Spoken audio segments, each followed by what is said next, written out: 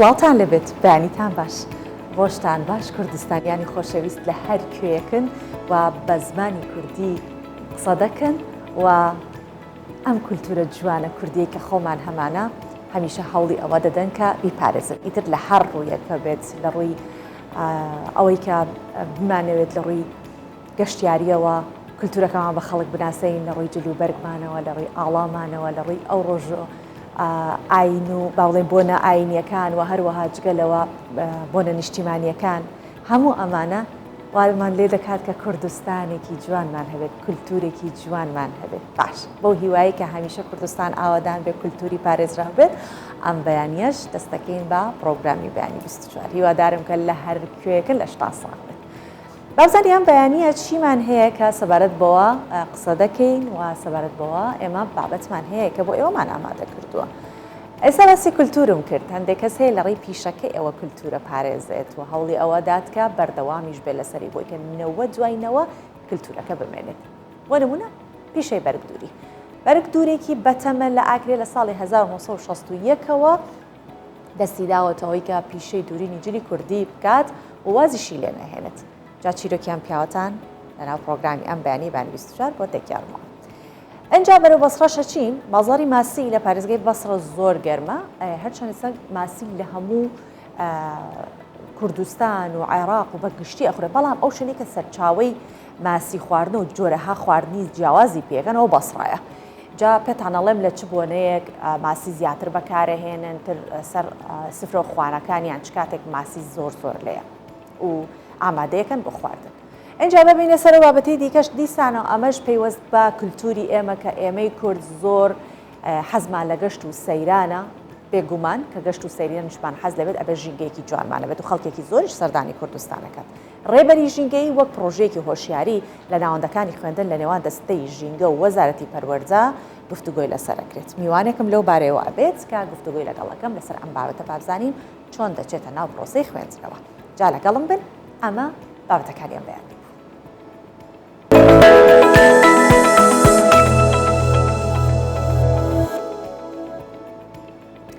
بابچینە ئاکرێ بابزانین ئەو کەسە بەتەمەنەی کە لە ساڵی 1960ەوە دەستی داوەتە پیشەی دوورینی جلی کوردی و تا ئێساش هەر بەردەوام بۆ وازی لێ نەهێناوە ئەمە کێیە جا ئەم کەسە ناوی ڕەمەزانە کە ئێستا لە سەروی 60 ساڵەوەیە تەمەنی ئەخوا تەمەنی درێژ بێت ئەڵێ کە من جلی کوردی لەسەر شێوەی ڕەسەنەکەی خۆی ئەجوورم و پارێزگاریش لە ڕەسەنایەتیەکەی ئەەکەم و جلی کوردیشی زۆر پێجوانە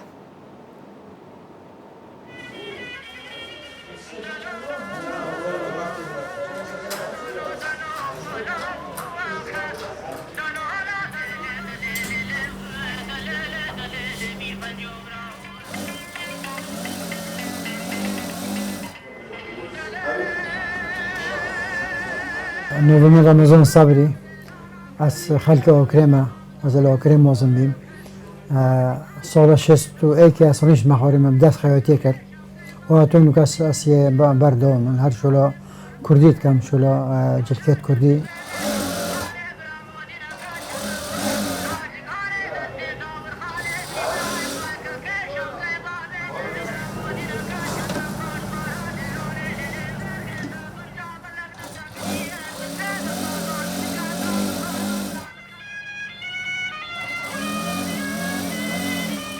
جلکێت مەت ڕەسەنێت کوردی پەشمەرگیز بوون بەرینوکە خۆک نەتکردنە بەرخۆ ئەوێ دوێ خۆک هۆت نەدەرێت گەل پێشمەرگای جلکێت خۆکی هۆت نەدەرێ کورتە کوشەلوال مە درین بۆ عالەمێ بۆ پێشمەرگا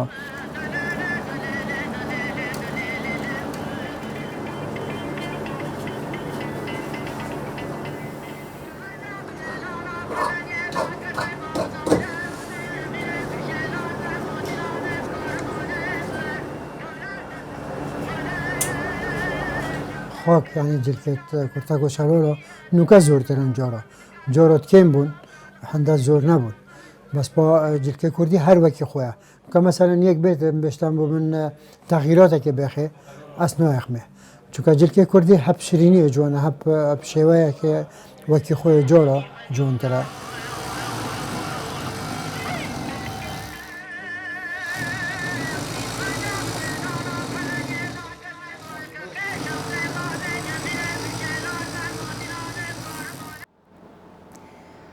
باسی وەزارەتی ئاوادانکردنەوە دەکەین کە بە گوژمەی 3 ملیار و 700 میلیۆن دینار دەستی کردووە بە نۆژەنکردنەوەی ڕێگایە کە ڕێگای بالیسان بێتواتەیە و بڕیاریشە زۆر ماوەکەی کەم بێت کە چاگەکرێتەوە بە 200 ڕۆژ پێویستەکە کە پرۆژەکە تەواو بوو بێت و درێژی ئەم ڕێگەیە نزیکەی 30 کیلۆمەترە بێت.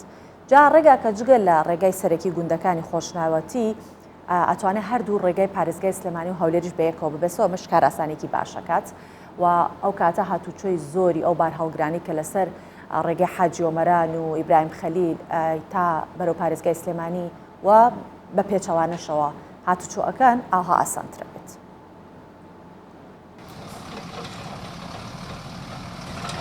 کارکردنە بۆ نۆژەنکردنەوەی ڕێگەی بالیسان بێتواتە ڕێگایەکی سەرەکی و قەرەباڵغ لە هاتوچۆ بەڵام پڕە لە چاڵی و چۆڵی و لە زۆر شوێن بە تەواوی تێکچووە. تەمەنی قیرکردنی ڕێگاکە زیاترە لە 40 ساڵ هەر بۆیە بەشی سەرەوەی قیڕەکە لا دەبرێت و دواتر فەڕش دەکرێتەوە. تێکچوونی ڕێگاکە جێگای نیگەرانی زۆری شۆفێران و گوند نشینانی سنووری خۆشناوەتیە. ئەوان لێرەوە کار و کەسابەت دەکەن و بەرهەمەکانیان دەگەنە شارەکان. هەر بۆیە پاش ساڵ ناڕزایەتی و تەنانەت مانگرتن و داخستنی ڕێگاکەی بەڕووی بار هەڵگراندا بۆ ماوەی 2 هەفتە لێکەوتەوە. ئەو ڕێیەکی بە حەقەت هەر سیارەی وێران کرد لە دێر زەمانەوە بەڕاستی 5-6 سارات ئەوە هەر ڕێنیە ڕێن نییە. ئێستا ئەگە بە من بی ئەگە ئەرکم نەبی ئەو ڕۆلۆ تازیەک یاسم بنەخۆ ئەسلم بەو ڕێی دانایم ئەگە ئیشمان نەبی کوڕە ڕێیەکی خراپە. وەسا ئەو مەکاینەیە بینم لەسا ئەو ڕێ هەر مەسەلەن لە بالیسانەوە هەتا دێتە ئێرە بەرەو شکارتا ئەمن زۆر خۆشحارم هەقەت بەو ڕێی کە چاک دەکرێت ڕێیەکی مهمە. ڕێگای بالیسان بێتواتە ساڵی 2019 بەشێکی نۆژەنکراوەتەوە. ئەو بەشی ئێستا کاری نۆژەنکردنەوەی تێدا دەکرێت نزیکەی 30 کیلۆمەترە. ماوە جێبەجێکردنی پرۆژەکە 200 ڕۆژە و 3 ملیار و 700 میلیۆن دیناری لەلایەن وەزارەتی ئاوادانکردنەوە بۆ تەرخانکراوە. پێداگیریمان لەسەرەوەی کرد پارەکە بڵاو نەکرێت بە هەموو جادەکەیدا ئەوەی کە بۆی تەرخانکراوە چەندی پێدرەچێ هەمووی هەڵگیرێتەوە نۆژەن بکرێتەوە لە نوێ. خۆشبەختانە هەم سوپاسی ئەنجومەنی وەزیرانەکەین کە بڕیاری لەسەر خەرجکردنی پارەکەیدا هەم وەزارەتی ئاوادانکردنەوە کە مەیدانی ستافی وەزارەت و جنابی وەزیرخۆی سەردانی سنوورەکەی کرد لە نێزیکەوە بینیان کە جادەکە گرنگێکی زۆری هەیە بۆ سنوورەکە بۆیە بڕیاریاندا لەسەر نۆژەنکردنەوەی تەرخانکردنی نزیکەی 3 ملیار و 622 میلیۆنە لە ماوەی 200 ڕۆژدا ڕێگاکە نۆژە نەکرێتەوە. ڕێگای بێتواتە خەلیفان کە لە بالیسان و سنووری خۆشناوەتیەوە تێدەپەڕێ ڕێگایکی سەرەکیە و هاتوچۆی ئەو بار هەڵگرانەی لەسرە کە لە دەواازەکانی حاجی ئۆمەران و ئیبراهیم خەلیلەوە بەرەو پارێزگای سلێمانی دێت. ڕێگاکە ناوەڕاستی ساڵی هەفتاکان پێڕتاو کراوە و لەو کاتەوە تەنها ساڵی 2006 بەشێکی لێ نۆژەنکراوەتەوە بۆیە بە تەواوی تێکچووە. ئارەسەمی کوردستان 24 بالیسان.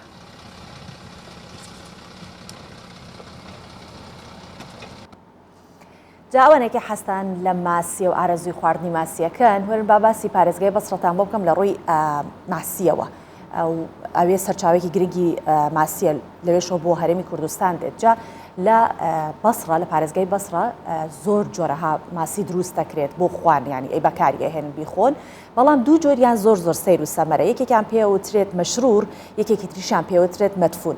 مەشرورەکە وەکو بامێ و باینجانی خۆمان و بیبەر هەڵیەخەن وشکیەکەنەوە لە بەرخۆر و مەدفونەکەش لە ژێر لم بە چەند ئیتر من نازانم چەند مەترێکە ڕەنگە 1-2 مەترێک زەویەکە بچنە خوارەوە لە ژێر لم لەوێ دای ئەنێن بۆ 2-3 ساڵ دوای ئەوە بەکارهێنن. ئەمە جۆرە و شێوازی تایبەتی خوانەکە ماسی پێ دروست دەکەن. جا لەم بابەتەش بە زیاتر لە ناو بازاڕی ماسی ماسی فرۆشتنەکەن با پێکەوە ببینی.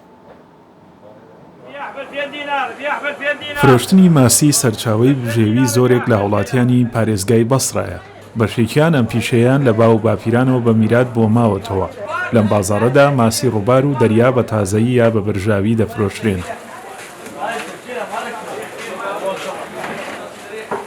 بيع سمك مسموطة وشوي. لەم فرۆشگایەدا ماسی خاوێنکرا و ماسی برژاو دەفرۆشین لەسەر داواکاری خەڵک چۆنیان بوێت بە برژایی بێت یانیش بۆیان خاوێن دەکەینەوە و دەیگەینە ماڵەکانیان.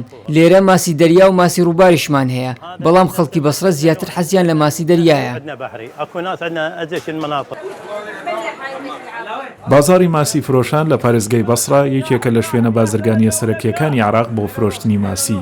جۆرێکی بێشماری ماسی وەرزی و هەمیشەییەکانی تێدا دەفرۆشرێ کە لە شێوە و جۆر و ناوەکانیدا جیاوازن.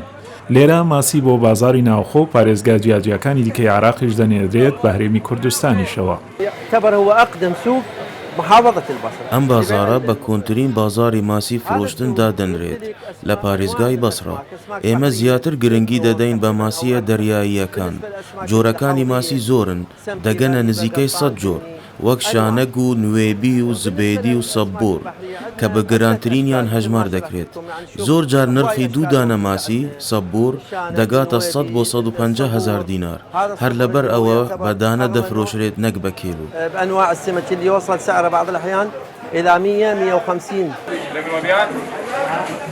ماسی یەکێکە لە خواردنە سەرەکیەکانی وڵاتیانی پارێزگای بەسڕا بە جۆرێک خۆیان بەم خواردنە گرتووە و پێیەوە وابەستە بوون. هیچ بۆنەیەک و داوەتێک نییە ئەگەر چەندین جۆری ماسی لەسەر سفرەی خواردن دانەندرێت. بابینە سەر بابەتێک کە سەرنجی زۆر گەشتیار و زۆر خەڵکی ڕاکێشا ئەوش دیزایانی خانوویەکە لە ئەنقەرە لە تورکیا. بۆچی سەرنجی خەڵک ڕاکێشێت ئەم خانچوو هەموو شتەکانی بە قەڵپەوکراویە عکس بۆتەوە. خانوەکە هەموو شتێکی سەربەرەو خوارد دروست کراوە. لە ژوورەوە کاچی سیرەکەی هەموو کەلوپەلەکان بە شێوازێکی زۆر جوان و ڕێکوپێک دانراون بەڵام لەسەر زەوینی با پێکەوە ببینی. لەم خانوەدا هەموو پێداویستیەکانی ژیان هەیە. ژووری نووسن و ناندێن و ژووری منداڵ بە هەموو پێداویستیەکانیەوە ئامادەن. گەشتیاران دێنە ئێرە و چەندین وێنەی جیاواز دەگرن. ئەوان وێنەیەکی ئاسایی دەگرن. بەڵام کاتێک وێنەکە بە پێچەوانەوە سیر دەکەن تووشی سەرسوڕمان دەبن و ئەمەش دڵخۆشیان دەکات. Biraz insan başını döndürüyor ama seri mirov geç dike libeli tişteki bir keyfe. Gava mirov ve hali denere heneki komik xuya dike. Ya rasti min aciban fikreki cüda u bir keyfe. دیزاینە جوانەکە ئەم خانوە سەرنجی هەموو کەس بەلای خۆیدا ڕادەکێشێت. بیستنی ناوی ماڵە سەر بەرەو خوارەکە وا دەکات خەڵک بۆ جارێکیش بێت بچێت و لە نزیکەوە خۆی لە شوێنێکدا ببینێتەوە کە شتەکانی ناوی سەر بەرەو خوارن. ڕێکردن لە نێو ئەم مۆبیلیاتانەی کە بە بنمیچەکەەوە هەڵواسراون و وێنەگرتن لە خانوویەکی هەڵگەڕاودا ئەزمونێکی سەرنجڕاکێش پێشکەش بە سەردانیکەرانی دەکات. Böyle bir yaşam herhalde çok zor olur. Birastı geleki serinçrakeşe. Ez dibim jiyaneke buyi avayede geleki zahmet buya. Van xoşkayan serime zıvrandın. Gava em ve geriyen balık kesire em de her bahsavi deri bikin. Burası özel bir şirketin yaptığı bir proje. Ev proje jaliye kompaniyeke taybet ve hatiye çekirin. Patenta ve projeye ji dervey welat hatiye wergirtin. Ev xaniye berova jî anku seru binêwê li hev qelbî li ser bingeheke ku ji 25 ton polayê pêk hatiye damezrandin û jaliye endezyarên wê ve wekî projeyeke cîhanê hatiye sazkirin. ئەمڕۆکە هەموو وڵاتان و شارە بەناوبانگەکانی جیهان بەوە گەیشتون کە گەشتیار تەنها ناتوانێت لە ڕێگەی شوێنە مێژوویەکان یاخۆت شوێنە گەشتیارەکانەوە ڕابکێشرێت بەڵکو لە هەوڵی ئەوەدان لە ڕێگەی کاری بچووک و سادە و سەرنجڕاکێشەوە گەشتیار بەلای خۆیاندا ڕابکێشن و دڵخۆشیان بکەن. ئەفسانە شاه محەممەدی کوردستان 24 ئانکارا. هەر لە تورکیا ئەمێنمەوە بەڵام ئەمجاران لە ئیستانبول. لە ئیستانبول فستیڤاڵێکی تایبەت کراوەتەوە بۆ کەسانەی کە گۆشت ناخۆن و بەس تەنیا پشتەبەستن بە خواردنی ڕۆکەکان. فستیڤاڵەکە نێودەوڵەتیە و بەرهەمەکانی شیر و ماست و پەنیر و بابەتە سەرەکیەکانی فستیڤاڵەکەن کە تێدا نمایش کراوە ئەو کەسانیش کە دژی سەربڕینی ئاژەڵن بەرهەمانی یاخو بەرهەمەکانی ئاژەڵ ناخۆن و خۆیان ئەڵێن ئامانجیان کولتوری ڕۆکخۆریە کە بڵای بکەنەوە. Ev berhemên li ser van standên cuda hatine raxistin ku wek ji berhemên ajalan werin peydakirin bêxuyakirin jî lê nexêr bêyî bikaranîna ajalan ew berhem hatin amadekirin. Li Stenbolê kesên li dijî serjêkirina ajalanin û berhemên ji ajalan tên peydakirin bikar naynin, Festîvala Veganan a Navdewletî saz kirin. Zor.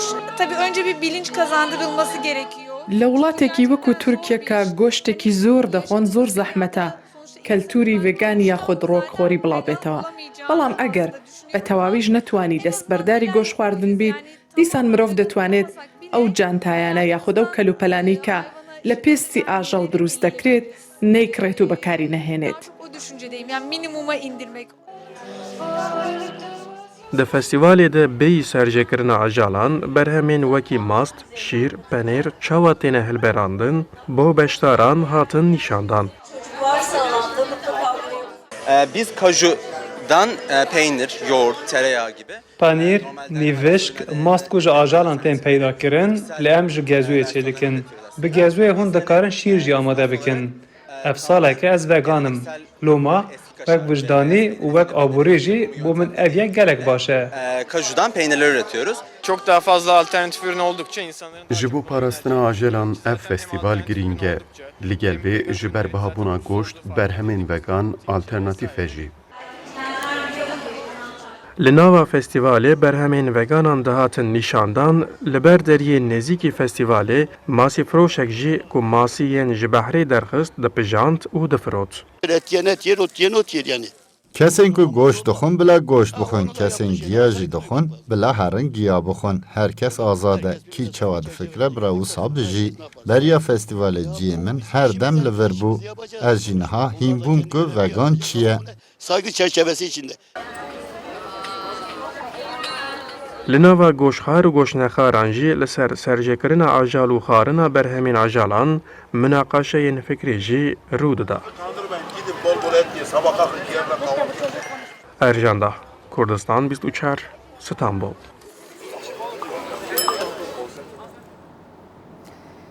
لە هەر شوێنێک جەنگ هەبێ ماڵوێرانی ئەبێت کەرتی تەندروستی وێران ئەبێت گەشت و گوزار خوێندن بە هەموو شێوەیەک جا لەوەتەی سووریا ئەو باردۆخی بەسەر هاتووە هەر جارێ و تووشی کۆمەڵە کێشەیەک ئەبێت جا ئێستا لە ناوچەکانی ژێر دەسەڵاتی ئۆپۆزیسیۆنی سووریا نەخۆشی کۆلێرا ڕوو لە هەڵکشانە پێشبینیش ئەکرێت کە لە سێ مانگی داهاتوو ڕێژەکە بە شێوەیەکی بەرچاو بەرز ببێتەوە. ئەمە شوای کردووە کە پێشگرتن لەمە بکەن ئەویش بە کەمپینی فراوان بۆ هۆشیارکردنەوە و خۆپاراستن لەم نەخۆشیەکە ماوەی کە دەستی پێ کردووە.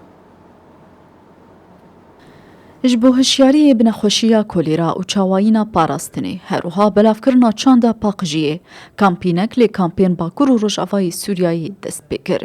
Endamên kampînê dibêjin matirsiya belavbûna kolêra li deverê roj bi roj zêdetir dibe û bi taybetî got di her du hefteyên derbasbûyî de nêzî 400 haletên kolêra ji aliyê rêxistinên tenderustiyê ve hatine tomarkirin. Arman ji kampînê hişyariya ji nexweşiya kolêraye û çawaniya parastinê û bi taybetî kulkampan egera belavbûna nexweşiyê zêde bûye. Rêgar vekirîne û asta herî kêm ji paqijiyê li wan peyda nabin. Ji erkêmeyek ku em alîkariya malbatan bikin da ku zanibin egera kolêra bi awayekî berfireh belav bibe egera mirinê heye.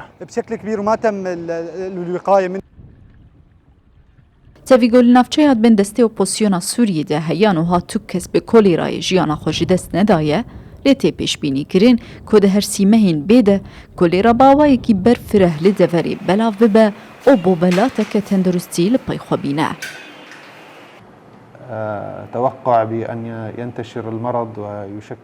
Em pêşbînî dikin kolêra li deverê belav bibe. Di heman demê de hejmara nişteciyên kampê gelekin. Em pêşbînî dikin ku kolêra zû di her sê mehên bê de belav bibe. Eger nexweşî belav bû, pirsgirêkên mezin dê rû bidin.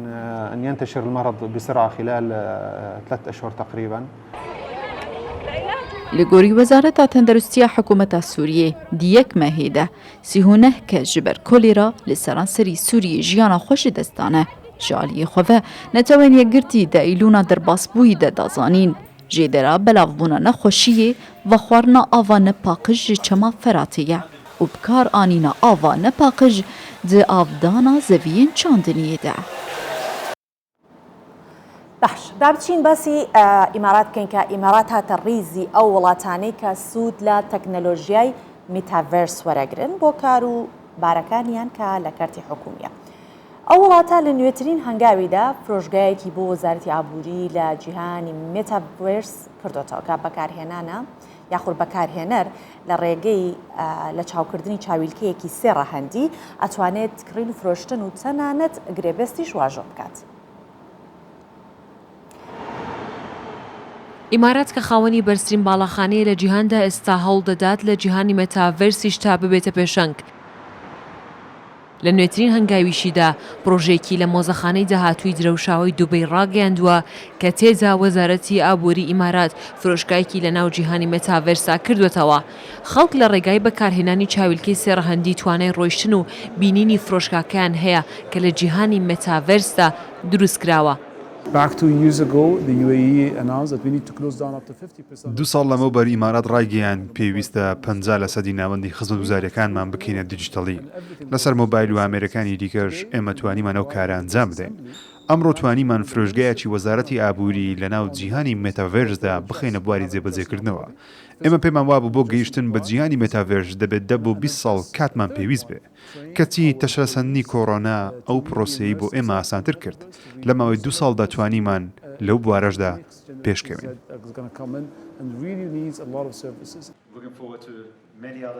چەند گەنجێکی ئیماراتی لە ڕێگەی دامەزراندنی کۆمپانیایکی بواری تەکنۆلۆژیا بە هاوکاری لەگەڵ سنتەری بۆشای ئاسمانی محەممەد بن ڕاشد توانیان فرۆشگایەک بۆ وەزارەتی ئابووری ئیمارات لە جیهانی مەتاڤێرس بکەنەوە. لەو بوارەشدا سەرکەوتوو بوون هەرچەندە کە وەکو خۆیان باس دەکەن پرۆژەکە هێشتا لە بواری تاقیکردنەوەدایە. ئێمە شانازی دەکەین کە یەکەم کۆمپانیای ئیماراتین کە لەلایەن گەنجانی ئیماراتەوە دامەزراوە.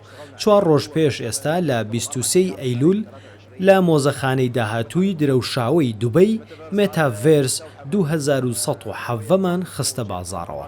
ئێمە بە هاوبەشی لەگەڵ سنتەری بۆشایی ئاسمانی محەممەد بن ڕاشد سەرکەوتوو بووین بۆ گەیشتن بە جیهانی مێتاڤێرس. مێتاڤێرس جیهانێکی ئۆنلاینە کە بەکارهێنەران لە کۆتاییدا دەتوانن یاری بکەن، کار بکەن، لێکۆڵینەوەی بەسوود ئەنجام بدەن. لایەنگرانی بەکارهێنانی جیهانی مێتاڤێرس بەکارهێنانی ئەم تەکنۆلۆژیا بە پێشکەوتنێکی باشی ئیمارات دەزانن و هەوڵ دەدەن زیاتر پشت بە بەکارهێنانی ببەستن. دێنا فەریقی کوردستان 24. ئەوانەی فەرشیان چنیوە دەزانن کە کاری فەرشتنی چەندە قورسە بە تایبەتی کە دارەکەی دائەنێن پێڵەن دارەکەی دواتر تار و پودی بۆ دانێن ئەمە کاتی ئەوێت شێوەیەکی ئەندازەیشی پێویستە. جا فەرشی ئەرمەنی کە یەکێکە لەو فەرشانی کە لە جیهان ناوبانگی هەیە کوالێتێکی زۆر بەرزی هەیە ئەویش لەبەرەوەی کە مانەوەی زیاترە بەناوبانگە بەمانەوەی چونکە مێژوەکەی بۆ سەدەی حوتەمی زاینی ئەگەڕێتەوە. کۆمپانیایەک لە یاریڤانی پایتەخت هەوڵی زیندووکردنەوەی فەرشە مێژوویەکان ئەدات بە هەمان ڕێگە سەرەتایەکان کە پێشتر چنراوە ئەمیش ئەیچنێتەوە. ڕێگە سەرەتایەکانیشی بۆ خوریان هێناوە هیمەڕوو بزن دوایەوە چوونە ڕەنگیان کردووە بە ڕەنگی سروشتی دەگمەن چەند ڕەنگێکی تایبەت دەرەچێتیایە کە خوریەکە ئەتوان ڕەنگی پێ بکەن. جا نرخی 1 مەتر چارگۆشەی ئەو فەرشانە کە ئێستا لە بازار هەیە زۆر گرانە نزیکەی $500. زۆربەی لە بازاڕەکانیش هەر کڕین و فرۆشتنی پێکرێت. جاستە کۆمپانیەکە دەڵێت کە ئەیانەوێت ژیان بکەنەوە بە بەرکولتوری چنینی فەرشی ئەرمەنی و چنینی فەرشێکی گەورەش 3 تا 4 مانگی دەوێت. لە گۆردیرۆک ناسان مەحفورن ئەرمەنی لە سەدای 17مین بەریا زاینێ ڤەدگرن. نەهاژی بە هەمان شێوەیە کەڤن هەن پیشەسازن ئەرمەن بەردەوامیە دەدن چێکردناوان مەحفوران. یەکی ji کۆمپانیان bivî karî radibe. Ew dixwazin kevneşopiya Ermeniya çêkirina mehfûran biparêzin û careke din vejînin. Em hewl didin dîroka xwezindî bikin. Heman mehfûran bi heman şêwe û teknîka kevin çêkin. Pîşesaz rengin süruştî de rengkirina mehfûran de bikartînin. Ji giya gul û qaşûlên henar û gozan. ji Meksîkê jî daxwaza kêzikin qurmuzî dikin ku rengê sorê siruştî ji wan tê derxistin.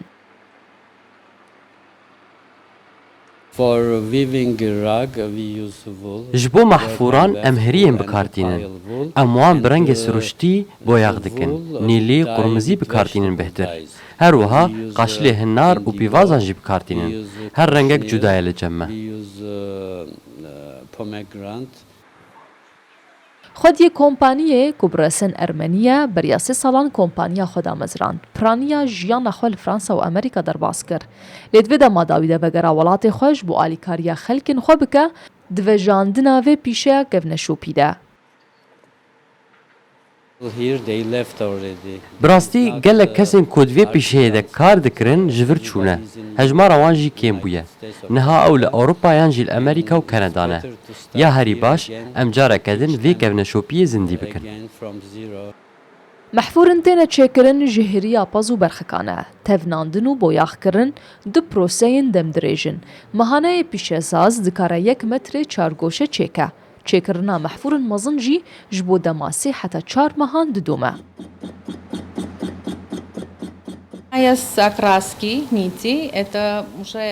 Proseya rengkirina tayên mehfûran gelek dirêj e. Ji ber ku beriya boyaxkirinê divê werin çareserkirin.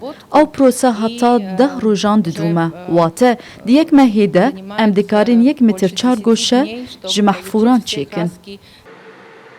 Piraniya mehfûrin têne çêkirin birêya vê kompaniyê ji bo geştyaran têne firotin. Bihayê her metrekî jî bêhtir e ji $500.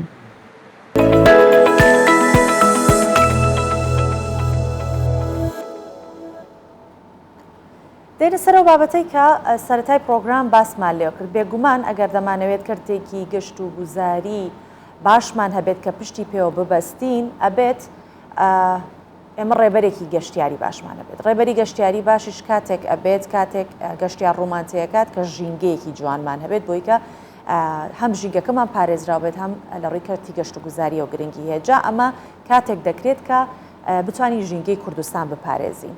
هەوڵەکانیش بۆ پاراستنی ژینگەی کوردستان چڕکراونەتەوە. ئەنجومەنی باڵای ژینگەی هەرێمی کوردستان کۆبوونەوەیەکی هاوبەشی لەگەڵ وەزارەتی پەروەردە و چەند وەزارەتێکی دیکە ئەنجام داوە بۆی کە لە بنەڕەتەوە بۆ ئەم بابەتە بچن. بۆەوەی بتوانن کە هۆشیاری ژینگەیی سەرەتا لە ناوەندەکانی خوێندنەوە دەست پێ بکەن. تەنانەت کار بۆ ئەو شەکەن کە ئەم بابەتە زۆر بە چڕی بخرێتە ناو پرۆگرامەکانی خوێندنەوە. ئەو لایەنە پەیوەندیدارە پرۆژەکەیان ئامادە کردووە بۆ ئەوەی کە شێوەی ڕێبەرێکی ژینگەیی لە ناوەندەکانی خوێندن بتوانن بەو شێوەیە سوودی لێوەربگرن. ئەم بەیانیە دەمانەوێت گفتوگۆ لەسەر ئەم بابەتە بکەین. ئەویش عەبدوڕەزاق خەیلانی گوتەبیژی دەستەی ژینگە کە سەبارەت بە ڕێبەری ژینگەیی وەک پرۆژەی هۆشیاری لە ناوەندەکانی خوێندن چۆن کاری پێکرێت چۆنە چین ئەو سیستەمە جێبەجێ بکەین. ئەم بەیانەی گفتوگۆی لەگەڵەکەین و وەڵاممانەداتەوە. بەیانی باش کاک عەبدوڕەزاق هیوادارم کە باش بی و بەیانێکی پڕ لە خۆشی و تەندروستی و دەست پێ کرد بێت. بزانین ئەنجامدانی ئەم کارانی کە ئەنجومەنی باڵای ژینگەی هەرێمی کوردستان ئەیکات زیاتر مەبەست لێی چییە و تا ئێستا چ هەنگاوێکتان ناوە؟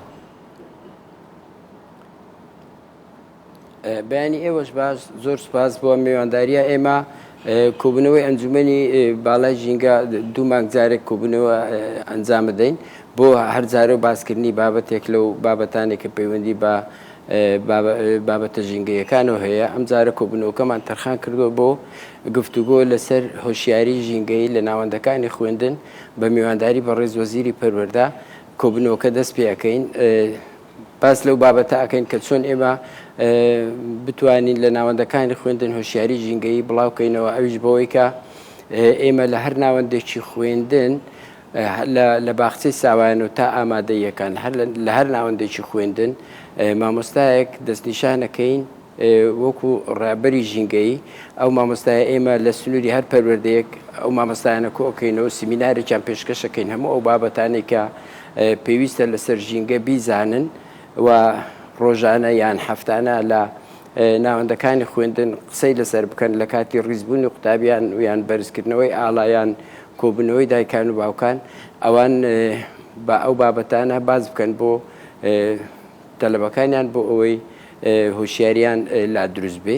بۆ مەبەستا میوانداری بە ڕێزوەزیرمان کردو بۆ ئەوەی ئەویش لە ڕێگای خۆیەوە هەموو ئەو پەروەردانە ئاگادار بکاتەوە بەڕێوەبەرایەتی گشتی و بەڕێوەبەرایەتی پەروەردە لە پارێزگاکان و ئیدارەکان بۆ ئەوەی هەماهەنگی لەگەڵ دەستەی ژینگە بکەن بۆ ئەنجامدانی ئەو سمینارە و کارکردن بە ئەو بڵاوکراوە ڕێنمانەی کە ئێمە پێیان دەین لە کاتی وەرزی خوێندندا. باشە کێن ئەوانەی کە سمینارەکە پێشکەشەکەن و زیاتر ئەو بابەتێک کە باسی لێ ئەکرێت ئەمڕۆ چییە؟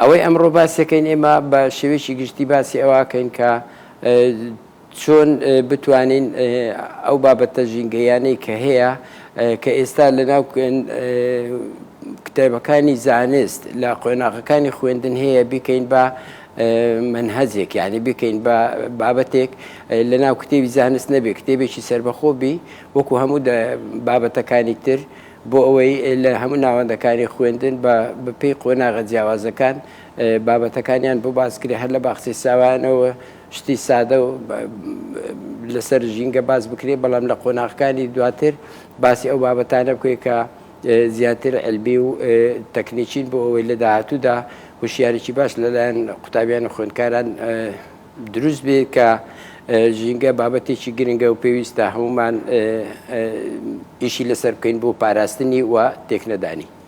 ئەو بابەتەی ئێمە ئەمڕۆ دەمانەوەی قسەی لەسەر بکەین ئێمە نامیلکەیەکمان ئامادە کردووە ناوی ڕێبەری ژینگەیە ئەو نامیلکەیە هەندێک بابەتی زانستی و ژینگەی تێدایە هونەری تێدایە بۆ ئەوەی ئەو مامۆستایانەی کە ئێمە سمیناریان بۆ ئۆکەین لە ناوەندەکانی خوێندن لە سنووری پەروەردەکان نامیلکەکەیان وەکو بەرنامە لە بەردەستبی ئەمە بۆ تەلەبەکان نییە بەتەنیا بۆ مامۆستایەکانە بۆ ئەوەی ئەوان هەرجارێک کە چوونە پۆلی خوێندنیان چوون یان کۆبوونەوەیان کرد لەگەڵ تەلەبەکانیان ئەو بەهەڕەمەکی مەبەست مێ بزانم تا چەندە سوود لە مامۆستایانی زانکۆ وەرگیراوە بە تایبەتی ئەو بەشەی کە لە زانکۆی سەلاحەدین هەیە بۆ پاراستنی ژینگە لە کۆلیژی زانستی تا چەندە سوود لەو مامۆستایان ئێمە پێشتر بەڵێ ئێمە پێشتر لە ساڵانی ڕابردوو یەک دوو نامیلکەمان دەرکردێ بە ناوی یانە ژینگەی ئەوانە مامۆستایانی زانکۆ نووسیبیان بەڵام ئێمە ئەم جارە خۆمان دەستمان پێ کردووە من ئەم نامیلکەم ئامادە کردووە و کۆم کردوتەوە هەم لە ئەنجامی ئیشکردنی خۆمان لە ماوەی ساڵانی ڕابردوو زانیمان کە کێشە ژینگەیەکان چین و چارەسەریەکانیان چییە بۆیە ئێمە خۆمان ئەو بابەتانەمان ئامادە کردووە و دابەشەکەین بەسەر ئەو مامۆستایانەی کە هەر خۆشمان ئەچین سمیناریان بۆکەین من تا ئێستا لە سنووری حوت پەروەردە سمینارم ئەنجامداوە و بەردەوامی شەبین لە هەفتەکانی داهاتوو بەر لە کۆتای هاتنی وەرزیانی بەر لە کۆتای هاتنی مانجی دەش هیوادارین هەموو ئەو سنووری ئەو پەروەردانە بەسەر بکەینەوە و سمیناریان پێشکەشکەین و ئەو نامیلکانیان بەسەردا بەشکەین بۆ ئەوەی ببێتە بەرنامەیەکی کارکردن بۆ مامۆستایان کە وەکو ڕێبەری ژینگەی دەناسێنرێن لە ئێمە. باشە تا چەند توانیتانە سوود لە شارەزایانی بواری پەروەردە وەربگرن؟ ئێمە هەماهەنگی زۆرمان هەیە لەگەڵ مامۆستایان بەتایبەتی لەگەڵ وەزارەتی پەروەردە و بەڕێوەبەری گشتەکان بۆ ئەوەی هەماهەنگمان بن لەوەی کە ئەو بابەتانەی کە پێویستە لە ناوەندەکانی خوێندن تەلەبەکانی لێ ئاگادار بکرێتەوە قسە و گفتوگۆمان هەبووە بۆیە ئێمە توانیمان ئەو بابەتانە ڕێکخەین و لەسەر ناوەندەکانی خوێندن دابەشەکەین بۆ مامۆستایانە وەکو منهەج نییە بۆ تەلەبەکان بی و ملزەم بن دوایی ئەوە ئەگەر بکرێ مادەیەکی تر ئامادەکەین یان دەرسێک ئامادەکەین چەند بابەتێک ئامادەکەین بە هاوکاری مامۆستایانی زانکۆ بۆ ئەوەی ببیتە منهەج لە مەودوا ژینگە وەکو بابەتێکی سەرەکی بخوێندرێ نەکەر چەند بەشێک بێ لە ناو کتێبەکانی زانستیان جوگرافیان بەشێک بی لەو بابەتانەی کە هەیە یعنی چۆن دەرسی کیمیا و فیزیا و جوگرافیا و مێژوو و ئینگلیزی و بیرکاری هەیە ئەبێ دەرسێکی شەبی بە ناوی وامان پێ باشە دەرسێکی شەبی بە ناوی ژینگە یان پاراستنی ژینگە بۆ ئەوەی هەر لە سەرەتاییەوە تەلەبە وشیار بکرێنەوە بۆی کە پێویستە ئێمە ژینگە بپارێزین و تێکی نەدەین و پیسی نەکەین. باشە کاک عەبدوڕەزاق هەر بە کورتی ئەگەر وەڵامم بیتەوە ئەمڕۆ کۆبوونەوەکەتان دەست پێکات و باست لەوە کرد کە وەزیری پەروەردە دکتۆر ئالان حەمەد سەعید بەشدارە بێ لەگەڵتان دەتانوێت ئەمڕۆ چی پێ بڵێن داواکاریتان چییە لێی چۆن ئەتانوێت ئەم سمینارە ئاراستە بکەن بەوەی کە وەزیری پەروەردە هەوڵی ئەوتان لەگەڵا بدات یاخود یارمەتی دەرتان بێ بۆی کە بە زووترین کات بچێتە ناو پلانەکانی خوێندن. ئێمە کە کۆبوونەوەکە کەین سەرەتا بەڕێ سەرۆکی دەستا کە سەرۆکی ئەنجومەنی باڵای ژینگەی مامۆستا عەبدوڕەحمان ئەو وتارێک پێشکەشێکا لەسەر بابەتی کۆبوونەوەکە و ئیشکردنمان و هەموو ئەو بابەتانێک کە پەیوەندی بە کۆبوونەوەکە هەیە دواتر دەرفەتە دێن بە وەزیری میوان کە ئەمڕۆ بەڕێز وەزیری پەروەردەیە ئەو باسی قۆناغەکانی هوشیارکردنەوە بکات لە ناوەندەکانی خوێندن چی کراوە و چۆن کراوە و ئەوانەی پێشتر کراوە لە داهاتوودا چی بکەین اینجا دواتر نوێنەری وەزارەتەکانیشمان لەگەڵ ینی نوێنەری چاردە وەزارەت ئەندامە لەو ئەنجومەنە ئەوانیش هەمویان سەرنج و تێبینی خۆیانانە بێ لەگەڵ بەڕێوەبەری فەرمانگەی ژینگە لە پارێزگاکان ئەوانیش ئامادە ئەبن لەو کۆبوونەوەی بۆەوەی ئێمە بتوانین بابەتێک گەڵاڵە بکەین کە چۆن لە داهاتوودا بابەتی هوشیارکردنەوەی ژینگەی لە ناوەندەکانی خوێندن زیاتر گرنگی پێ بدرێەوە ببیتە یەکێک لە دەرسە مقرڕەکە ئەو دەرسانێک کە پێویستە بخوێندرێن. بەڵێ ئێمە سپاس دەکەین عەبدوڕەزاق خەیلانی گوتەبێژی دەستەی ژینگە ئەم بەیانیە لەگەڵمان بوویت سەبارەت بە ڕێبەری ژینگەیی کە وەکو پرۆژەیەک دەتانێت پێشکەشیکەن سمینارێکی بۆ ئەکەن و بۆ هیوایەکە سەرکەوتوو بن. سپاس دەکەم.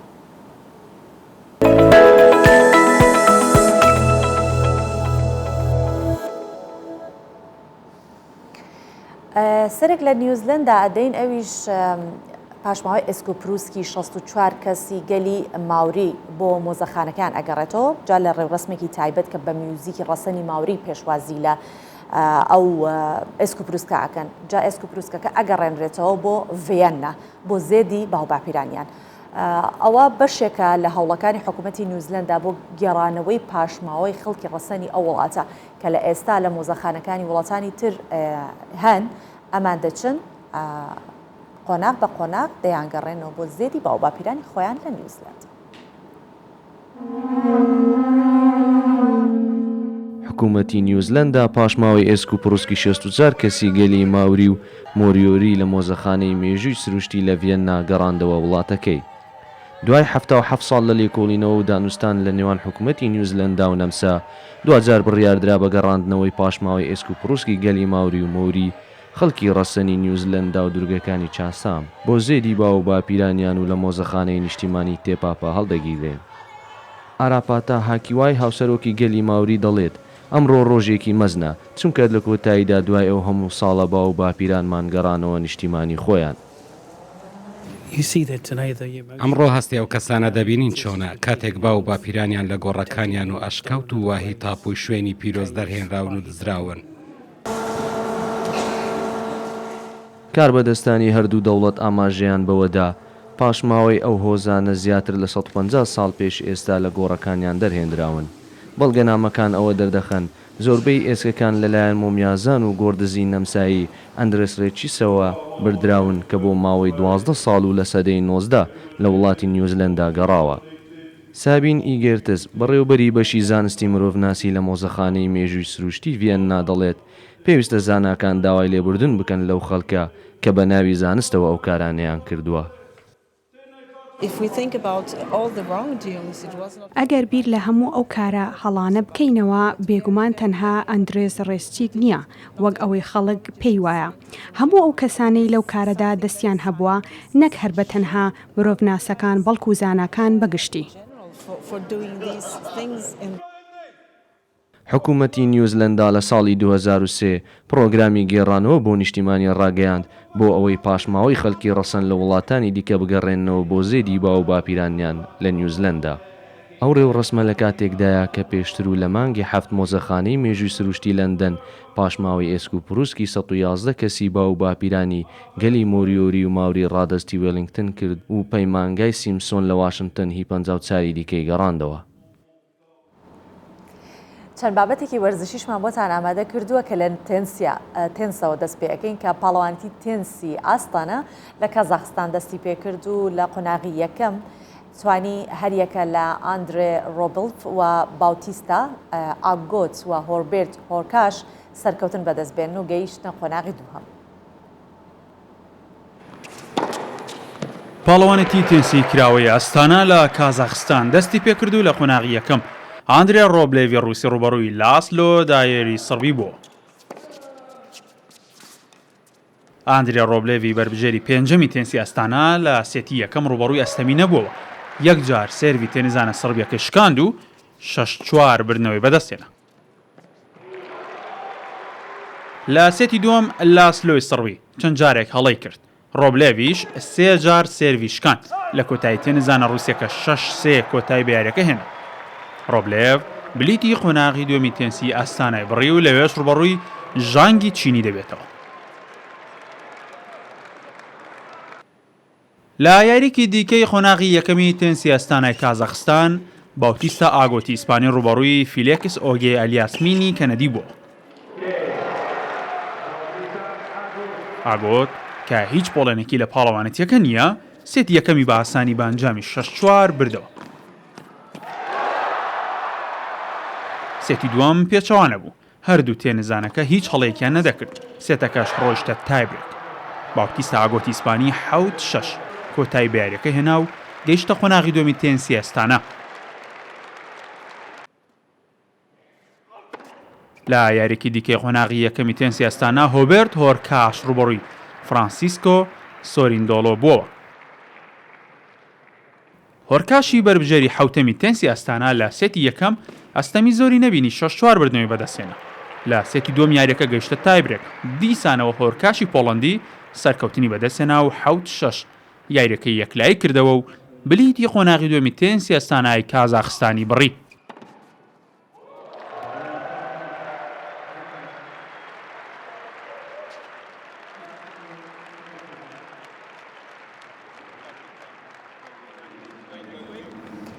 ئێمە زانین کە ئەو ئەشتانی بەسەر مرۆڤ دێت هەندێک ڕوودا و هەیە تر بەدەستی خۆمان نییە و ڕوو ئەدات. بەڵام هەندێک کەسیش هەیە خۆیان بەدەست خۆیان ڕوودا و بەسەر خۆیان هێنن. لە گوندێکی بەریتانیا ساڵانە پێشبڕکێی بازدانی ئۆتۆمبیلەکرێت. جاهان دەرەکی زۆریش بۆ سێکردنی ئەو یاریە ئەچنە ئەو گوندەوە. یەکێک لە شۆفێرەکان ئەڵێت کە بە ئۆتۆمبیلەکەم کە بازەدام لە ئاسمان بیرەکەم باشە من بۆچی واکەم بە خۆم واتم بۆچی ئاها ڕوودا و بەسەر خۆمان هێنم بابیبینی. بەرهەویە پاڵەوانتیە بازنە ترۆمبیلان تێکردن مەیدانە گوندێ ئەنگمەرین کە لە بریتانیایە بەرهەویەش بۆ ترۆمبیلان تێکشکانە پاڵەوانتیە دەکەن و دلیزن بێترژی 20 شوفێران هاتینە و ترۆمبیلت خواتینە دەکۆ ئافرەکیا بکەن. لە هەمبەرواندا بە هزارهان کەسا لە وەڕاوستانە و تەماشای دیمەنێن ترۆمبیلت ڕێڕەوەک دروستکردنە ji ber کۆب ترۆمبیلان لەسەر وان خۆ پاڤێژن و ئاریچەر ji بۆ بەشداربوویانە بەحسا هەستێ خۆی لیستنێ دیکە لە پاڵەوانتیە. پێشەوەی بگەمە بەرزاییەکە گێڕەکەم دەگۆڕم و خێرایی زیاتر دەکەم بۆ ئەوەی بتوانم زۆرترین ماوە بفڕم. دوای ئەوەی کە بەرز دەبمەوە سەیری ئاسمان دەکەم دەڵێم من بۆچی ئەم کارە دەکەم. پاشان کە دەکەومە زەوی ئەو خەیاڵم نامێنێت و ئیدی هەست بە خۆشی دەکەم.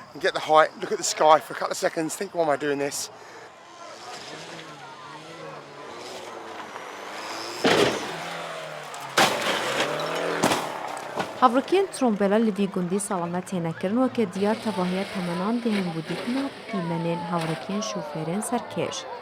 زارۆک و جوان و کال بە هەفرالوەر تەماشەی تێکشکاندنا ترۆمبیلا دکەن و ڕێبانên ترسناکژی هەنە. لێ کەسên بەرپرس li cihê xwe berhevin ji bo beşdariyê jî çapulayan morala wan bilind dikin. Li dawiyê de Kevin Lerding şofêrê Xwedî Ezmûn karî bibe paławan herçenda dema daketina trombelan sî zehmeteke zor bû li kemera xwe birîndar jî bibû lê xoşbextane ew karî parêzgariya li nasnavê xwe bike û bi selametî bo paławan. Kevin Lerding li meha 12 jî dê beşdariya paławantiya xweyayî kir û sala 2023 kir. ئێساش باسی مۆتۆر سواریتان بۆکەم کە میگایل ئۆلڤێرا ئەم خەڵکی پورتوگالە لە تیمی KTM دووەم سەرکەوتنی لا وەرزی مۆتۆجیپی بەدەستهێنا و بۆتە پاڵەوانی مۆتۆجیپی تایلند لەلایەن خۆشیەوە فابیۆ کوارترۆی فەڕەنسی لە تیمی یاماها پێشەنگی ڕیزبەندی گشتی گرتەتە پێش.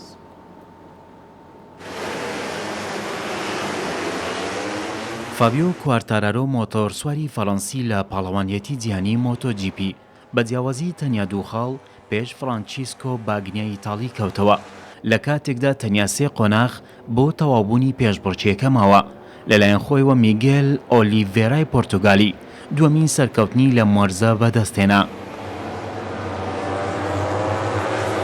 کوارتارارۆ لە تیمی یاماها نەیتوانی گرەوەکە لە ئۆلیڤێرا بباتەوە لەلایەن خۆیەوە باگنیای ئیتاڵیش لە تیمی دۆکاتی پلەی سێمی بەدەستێنا لەلایەن خۆیەوە جاک میلەری ئوسترالی لە تیمی دۆکاتی کە هەفتەی ڕابردوو خەڵاتی ژاپۆنی بردەوە چوار سەرسەکۆی پاڵەوانەکان. ئۆلیڤێرا دووەمین سەرکەوتنی لە مۆرزە بەدەستێنا کە مۆتۆرسوارە لە وەرزی ڕابردوو لە تیمی ئاپریال یاری دەکات. ئۆلیڤێرا لە مانگی ئازاری ڕابردووش توانی بووی ناسناوی ئەندەنووسیا بباتەوە. میگەل ئۆلیڤێرا لە تیمی KTM بە 41 خولەک و 44 چرکە و 503 لە هەزارەی چرکە پلەی یەکەمی بەدەستێنا بە جیاوازی 0.730 لە هەزارەی چرکە پێش جاک میلەری ئوسترالی کەوتەوە لەلایەن خۆیەوە باگنیای ئیتاڵی هەر لە تیمی دۆکاتی بە جیاوازی یەک چرکە و 968 لە هەزارەی چرکە پلەی سێمی بردەوە. تاکوێستا فابیۆ کوارتارارۆ لە ڕیزبەندی گشتی جیهانی بە 219 خاڵ پێشەنجی گرتووە و لە پێش باگنیای ئیتاڵی و ئیسپار گارۆ ئیسپانی دەبینرێت.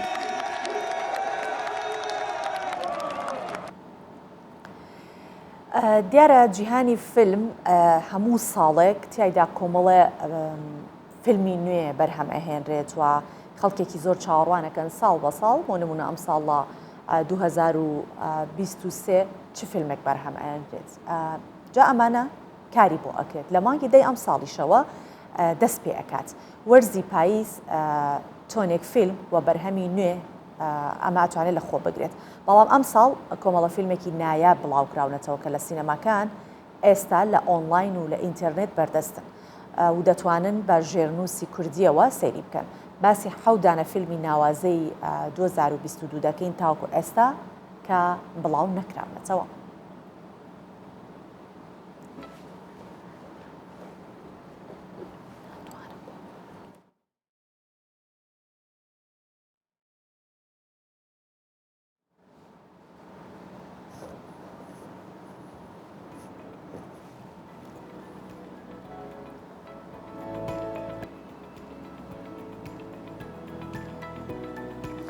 بەڵێ بەم شێوە هاتنی کۆتایی پرۆگرامیان ڕۆمان بۆ هیوایە کە پرۆگرام بەدڵی ئێوە بوو بێتەوە بەجێتانە هێڵم تا دیدارێکی تر خواتان لەگەڵ.